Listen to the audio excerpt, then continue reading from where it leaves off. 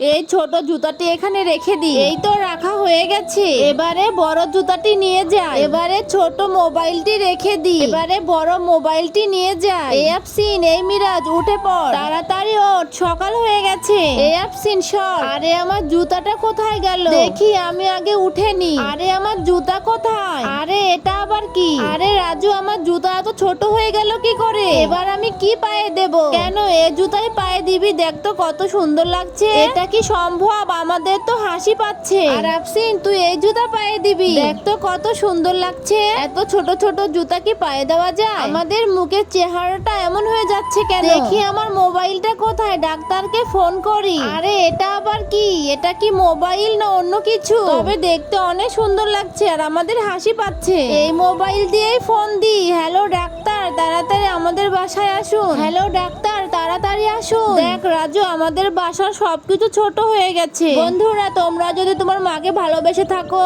আর এই ছবিটিকে সুন্দর মনে করে থাকো, তাহলে ভিডিওটিকে লাইক করে চ্যানেলটি সাবস্ক্রাইব করে দাও।